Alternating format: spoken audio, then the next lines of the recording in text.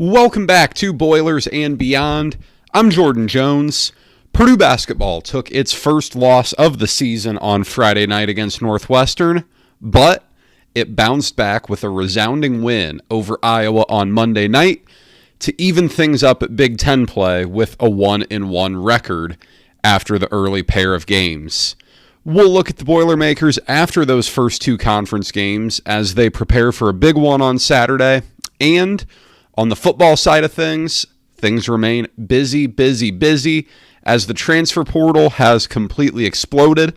We will talk about the latest on the personnel side of things for Ryan Walters and company. If you don't already, be sure to follow the show on Twitter at Boilers Beyond. Lots to talk about there. Come join the conversation and send over your questions for the podcast. You can do that on Twitter. Tweet it to me or DM it to me, or you can email boilersandbeyondpod@gmail.com. And if you don't already, be sure to subscribe wherever you get your podcasts. I have a feeling there's going to be quite a bit to talk about with Purdue basketball this season.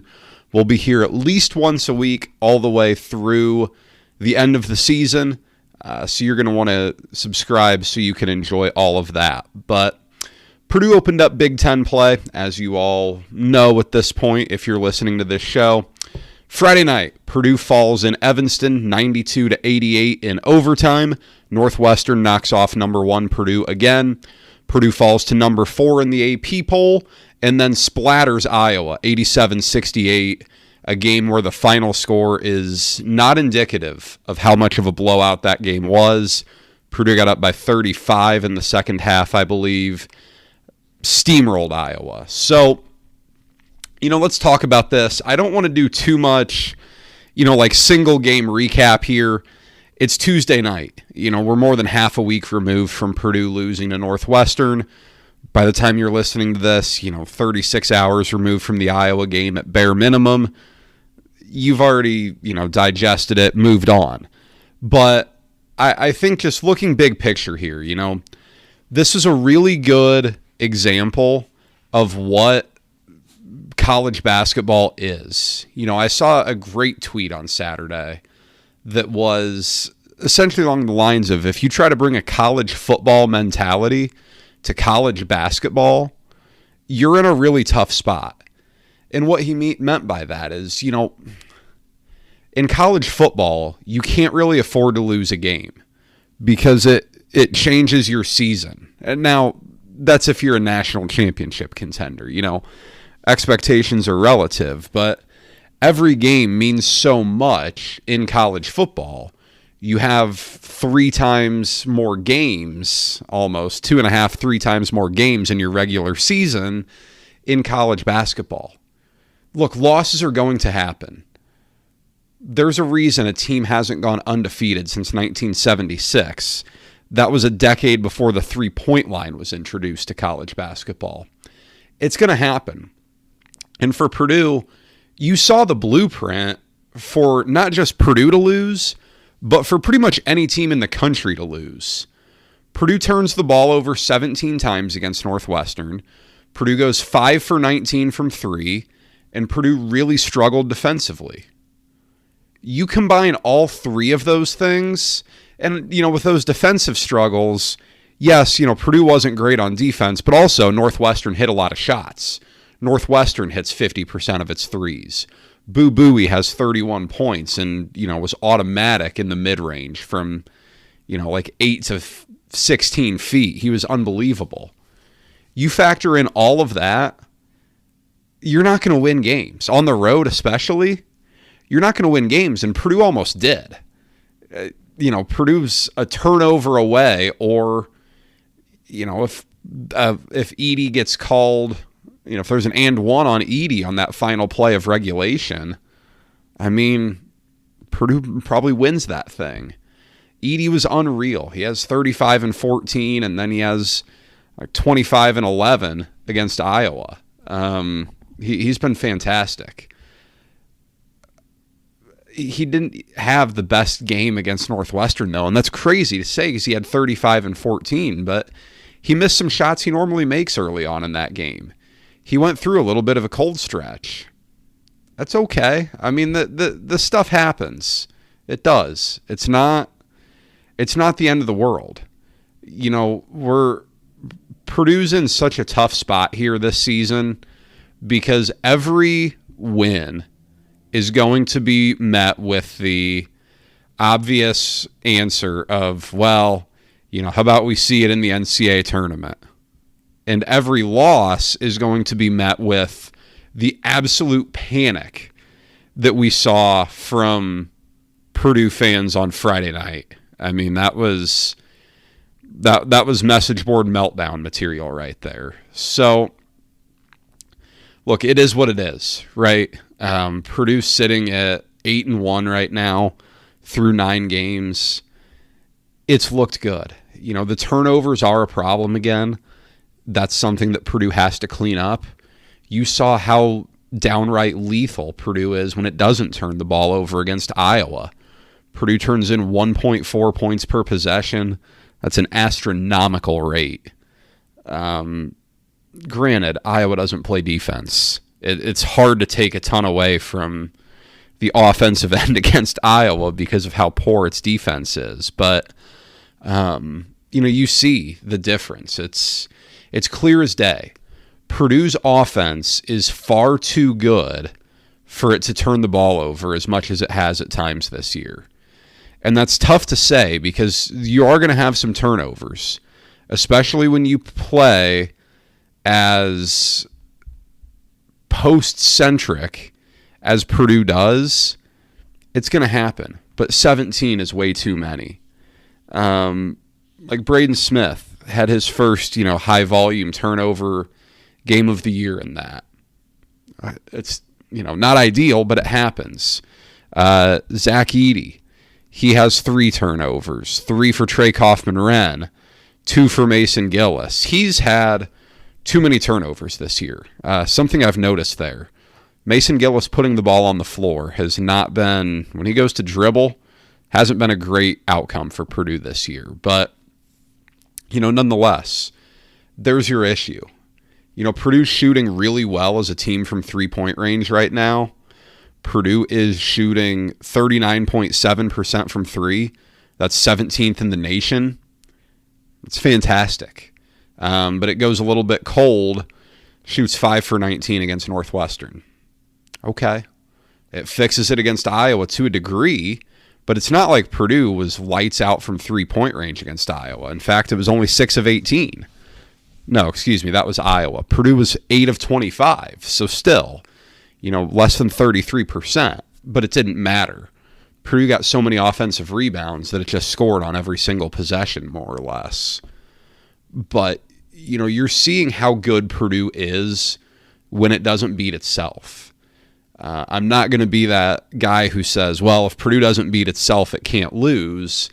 But, a team would have to play really well to beat Purdue if Purdue's not self-destructing a little bit. I think we're still seeing a little bit of the maturation of Lance Jones in the sense that, he's transitioning from being a really high volume guy at Southern Illinois to now being a very high, having a lot of discretion in his shots. He can't be the volume guy he was. He's got to be a little bit more selective, to say the least. And against Northwestern, you saw a bit of that. He finished 2 of 11, but, a lot of those were good shots, but a few of them weren't. And then against Iowa, he was great. Shot selection was awesome. Finishes 7 for 11, got in foul trouble early on, comes out of the second half just as laser focused as you can get. He's a big asset. Purdue's press break has been fantastic so far. Huge credit to him there. Fletcher Lawyer's been good. I've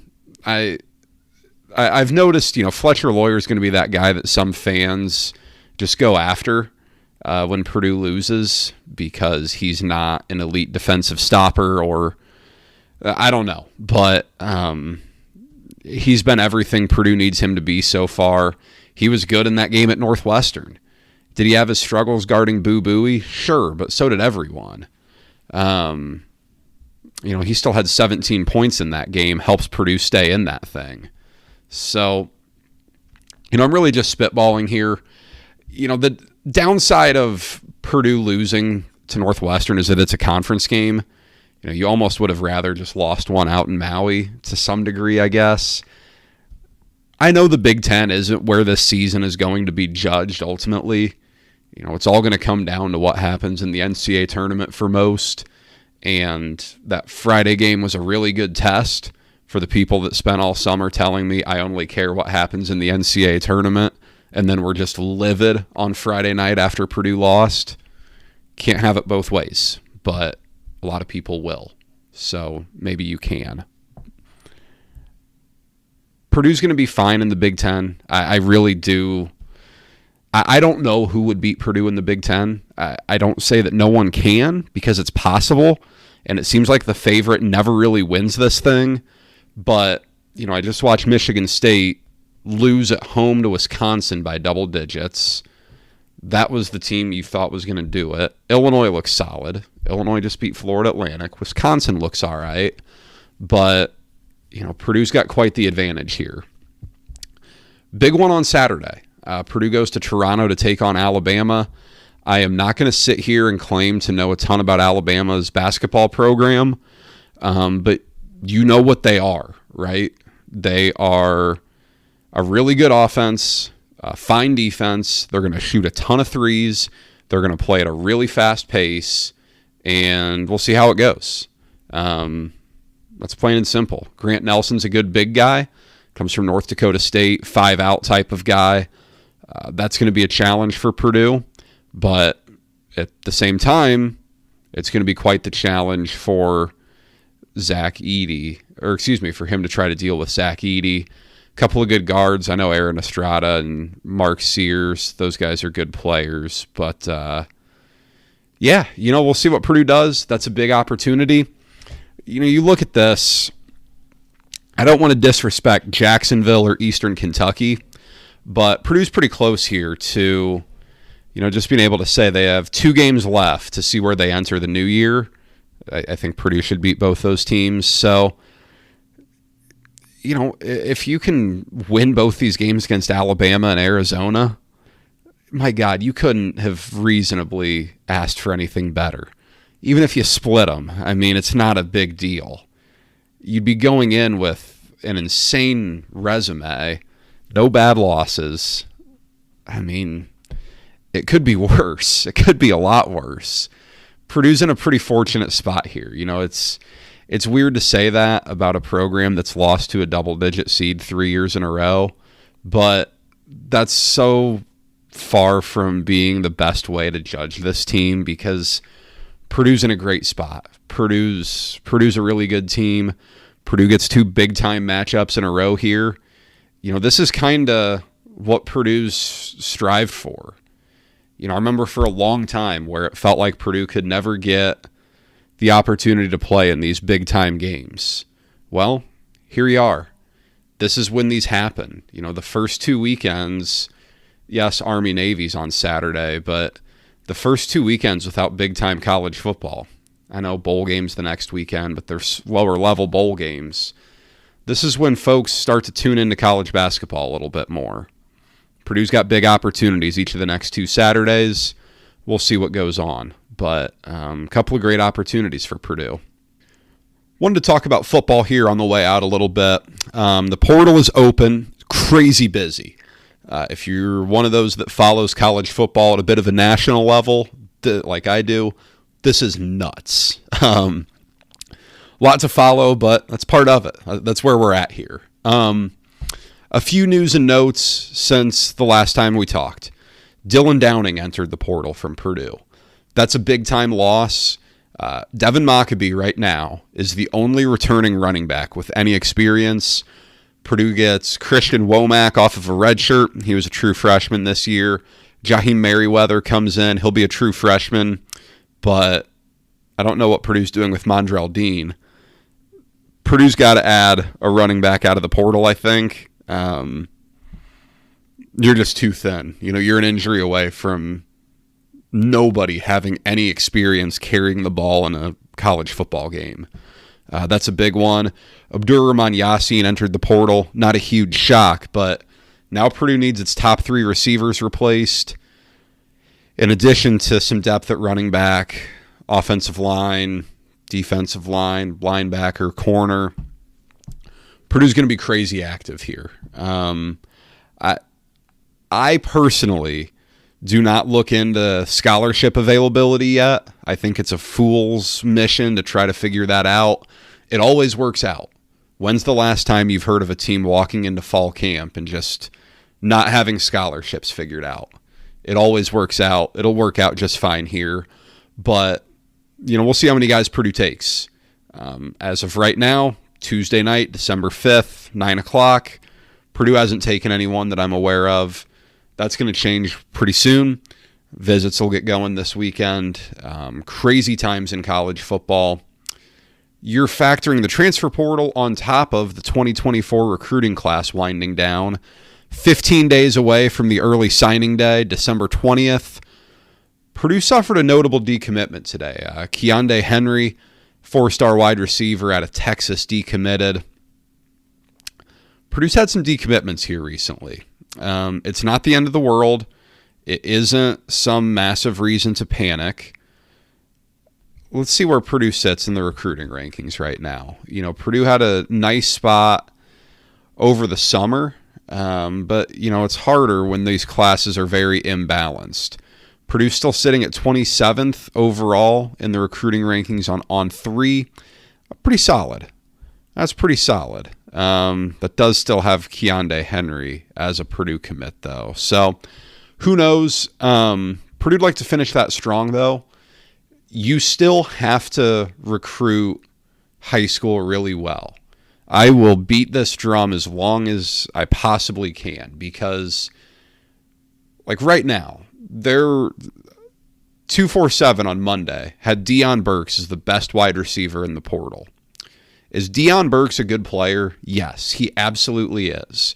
Purdue did not want to lose him. Purdue should not have wanted to lose him.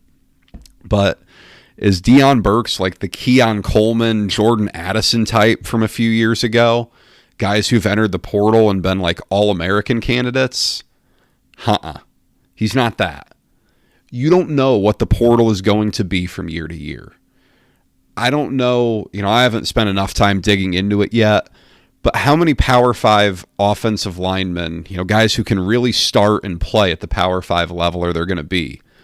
I saw an estimate that was 25 to 30 of them. There's a lot more demand than that supply allows for. So you've got to recruit high school well. That's going to be the way you build your foundation. And for Purdue, it needs a foundation.